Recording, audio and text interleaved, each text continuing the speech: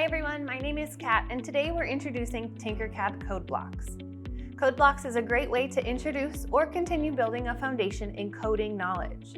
It works very similar to many other introductory coding programs, so I hope you're able to catch on quickly.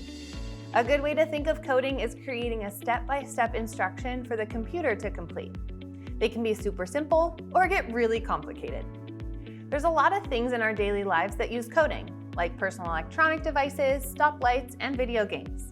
In Tinkercad, drag and drop blocks to create a code sequence. The 3D viewer allows you to run your code and make changes after seeing a real-time simulation. You'll have lots of control over your designs, creating customized works of art and technology. Let's start with a blank Codeblocks design. Your design page will be separated into 3 parts. On the left is a bank of all the blocks you can choose from.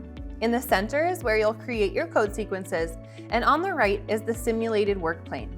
At the top of the simulated work plane, there are functions to alter your simulation. The speed at which it runs has a slider.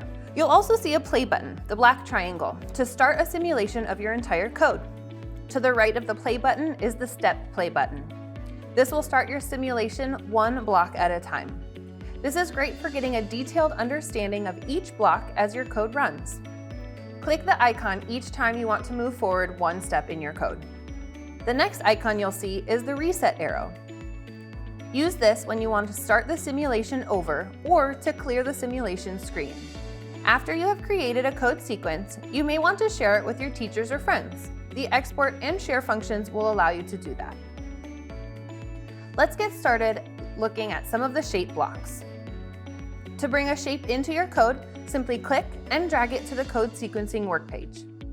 Once you choose a shape, you can see the block has some customization options in view. You can change the color by clicking on the color circle. You can also switch the shape into a hole. If you click on the arrow, there will be even more customizations. The radius is the distance from the midpoint to the outer edge of a rounded object. If you have a straight-sided object, you might see other options like length and width. You also can adjust the height of the object here.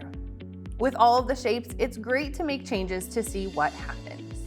When you click on a block in your sequence, it will highlight in green and show a preview of that object in the simulation window. To erase it from your simulation, look for the curved reset arrow at the top of the simulation screen. To erase it from your code completely, use the delete key on your keyboard or the trash can icon. Take a moment to add a few shape blocks to your code and adjust them. Practice using the preview and running your code to see what happens.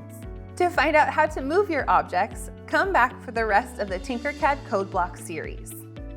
Thanks for joining me at the Alaska STEAM Hub. Follow along to our Codeblocks series by subscribing to our channel. See you soon and keep creating!